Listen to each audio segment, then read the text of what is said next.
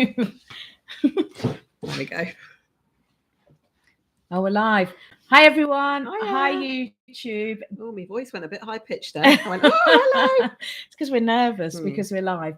So we decided today to do our very first live broadcast, and to celebrate our first live broadcast, we've actually worn something other than black. Yeah. We've actually gone colourful today.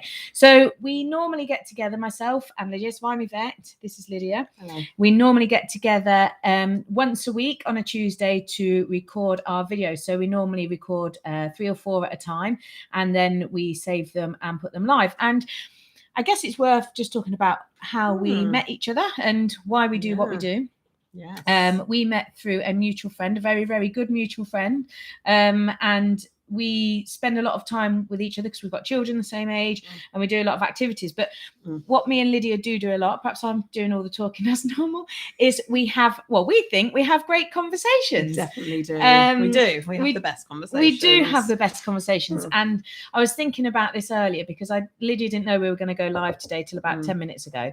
And I thought about what it is, why we kind of gel so much. And I was thinking about a lot of the conversations we have. You kind of understand the topics from almost an academic level. Oh, thank you. Yeah, mate. you do. You. You do. You read a lot, you listen a lot, and you spend time really understanding the brain, behaviors, mindset and stuff. And I think where we go really well is I can take the academic part of it and put it into a real life scenario. And you're very business minded. Definitely. And technology. I'm the technology one. Yeah. And I think that's where our conversations work, is because we go into, you can go really deep into kind of the whys and the hows, and then I say, okay, I can match that with this real life experience or that real life experience, and we hope that you, our audience, actually relate to that and relate to some of the stuff that we talk about. Well, we hope you do anyway.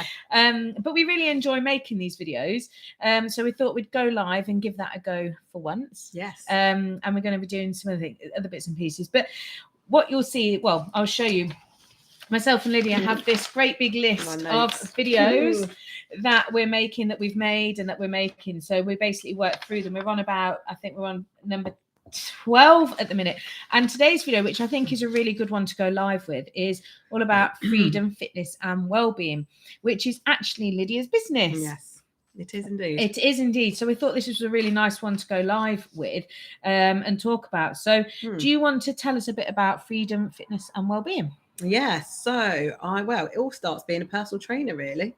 I decided to rebranding. I'm just going through rebranding at the moment. So freedom, obviously all about freedom. That's how I feel as a person, wanting to be free. About fitness, exercise, doing exercise, and well-being is about mental health, emotional health, all that. So it's all linked. So hence why the rebranding of my new name, Freedom, Fitness and Wellbeing. Really, so that's the name. And sorry, can I just interject there? Because I always say, because I think it's really interesting how you got to this, because this wasn't a overnight thing of what should I rebrand myself with? You went through a big process of actually what actually your business meant to you and what it felt for you, and because you were very big on I know you love the word empowerment and feeling strong and feeling good, and that's how you you went through that process, didn't you? Yeah, well, from obviously doing PT for 10 years, obviously I've been just under my name. Most people just know me as either Lydia Palmer or Lydia Buxton PT. Obviously I've had His and Hers, which is my other brand, which I'm moving away from, and then I wanted to rebrand it because I wanted to have the well-being in, because I think it's massively important now. Definitely.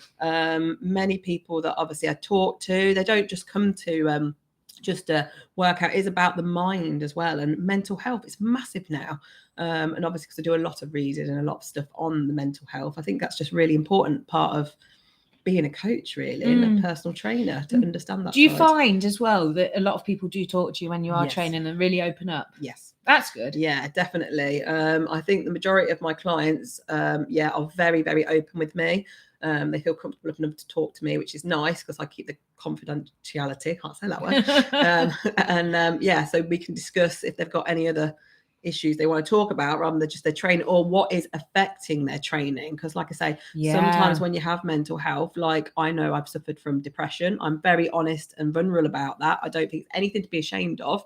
No one should ever be ashamed of mental health. It's a massive thing now and it should be talked about. So I'm very understanding on the whole aspect of it, really, to be honest. And I think it's a real big deal, because when someone steps through the door and they are going through those moments, they're like, oh, I'm really struggling with my training this week, I feel really down, and then we can talk it out, see what it is that's affecting them, and see if we can come to some sort of solution. And just them coming to me to talk actually helps. And then obviously I can go away and give them some tools or recommend some books what can help them understand their mind a little bit better. Yeah, definitely. So, and I mean, we've talked about this in pretty much every video anyway, and anything that you follow Lydia or me on individually, how important exercise is for mental health. It's getting those endorphins doing, whether it's going out for a walk every day or training or whatever it is, it really helps clear your mind. But it is as well, because myself and Lydia do similar types of training, as in we both go to the gym and train,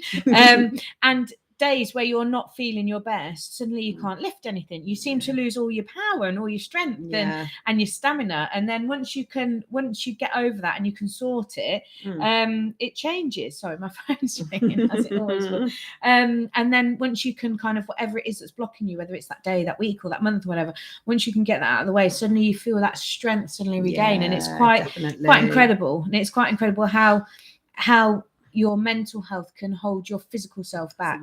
Massively. It's all about your mental health can hold you back. There's so many different things. For females, I think it's a really good thing to talk about on a women's perspective, but also for males to understand as well. So around our cycle really, really affects your training, especially in your luteal phase, which is becoming into menstruation. You do, unfortunately, it does affect your mental health as well. So you can get more depressed and anxious and irritable, and angry, which training is brilliant to help that. Well, that's your kind of like anger outlet, isn't it? If you feeling like that, then you're like, I've got to train or run. Or if you feel really anxious, exercise is great for that. So some people find they have less energy. Sometimes training's harder, so don't push yourself on a cardio level maybe in that phase. But there's so much more to it than just doing exercise. That it's about your mind. It's about time in the month for females. Do you know what I mean? There's loads of different things.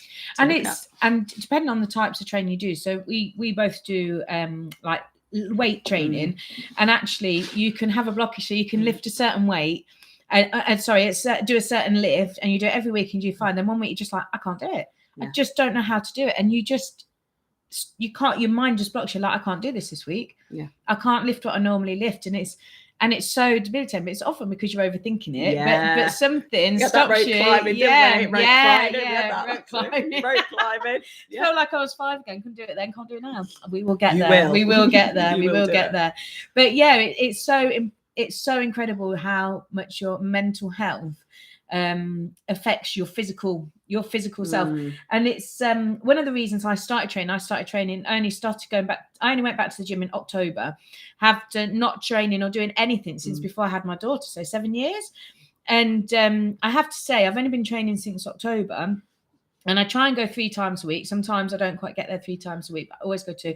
But I also walk at least 3 times a week. That's so great. I do, and I generally do about 15,000 steps a day. So I'm very active, considering what I used to be. But I do it. The reason I started going to the gym was actually I just needed it wasn't about my mental health as such, but it was about my mental strength. Something happened and it completely blew me off course, and I felt like I needed something for myself, and that was it. And I found that actually going to the gym, and I think it's that commitment as well. Yes, it is. I commit myself to get up at 6 o'clock in the morning and go to the gym. I feel amazing, and actually I get back from the gym at 7:10. I'm like, I'm done for the day. Don't need to do anything. Such a nice feeling when you get early. And everything else for the rest of the day feels so easy, and it just flows, and I feel relaxed and ready, and I feel like I literally feel like I could take on the world, and in a positive way, not like I mean, like, oh, it's fine, I can do anything today. Absolutely anything. And I have to say, so I've been going since October, so what's that, 4.5 months?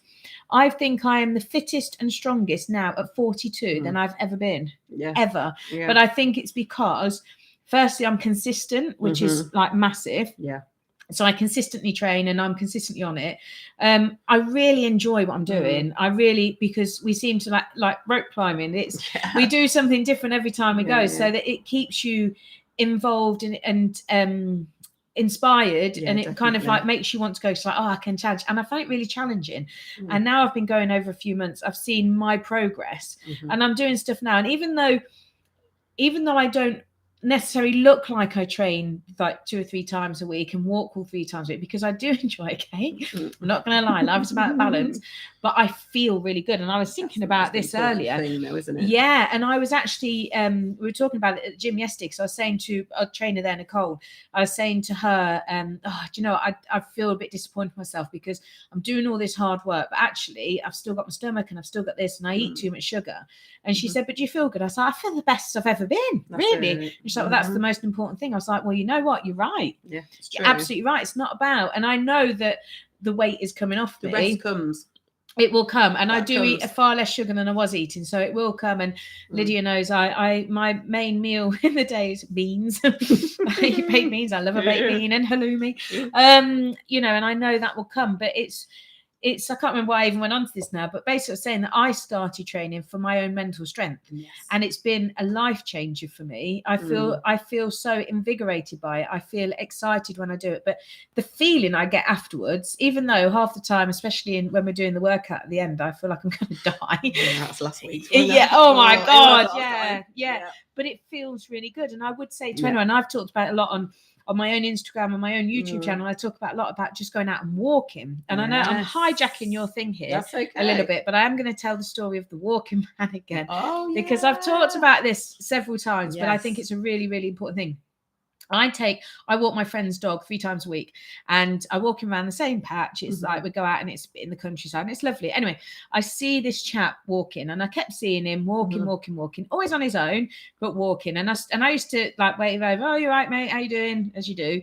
And then I started asking him, because I could see he was like checking his watch. I was like, oh, how many steps have you done today? And he'd tell me. Anyway, one night she stopped and said to him, oh, I always see you out walking. What are you doing? And he said that he'd got some medical condition. I don't know what the medical condition was, but he'd been to the doctor, and basically the doctor said, you've got to lose weight.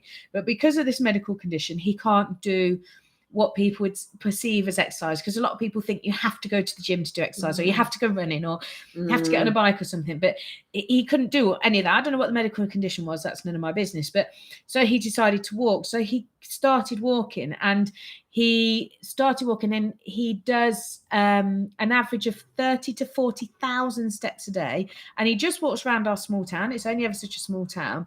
But since I've seen him, when I first met him, he said to me that he'd lost nearly 4 stone from just walking. Amazing. And I see him now, and I don't see him every day, but every time I do see him, he's lost more weight, and he looks incredible. But he doesn't only look incredible. When I was speaking to him, he said the thing that surprised him the most is, although he's lost weight, so he feels better and he feels healthier, he said his mental health is better because he's walking so much. He's got so much more clarity on things because he's able to think. Yeah, you reflect when you walk. You reflect, so you reflect. It gives him time. It's calmed him down. He feels, and because he feels better, because he feels better physically, he feels better mentally. But he said the biggest impact has definitely been his mental health. So it just shows like you don't exercise. Just put your shoes on and walk out the door. Walk out the door. You don't need a dog. You don't need a plan. Just walk. Just walk and just move. Just move. And there's people that I've spoken to before that struggle because perhaps they are overweight, or you know, and they say, I can't walk. I'm like, but you're putting too much pressure on yourself. You don't have to go out for an 8-mile walk. No. If you're new to it, or you haven't walked for a long time, just go set your timer on your phone for 5 minutes. Walk for 5 minutes. When your timer goes, walk back. And then tomorrow, set your timer for 6 minutes and walk back. And then the next for 7 minutes.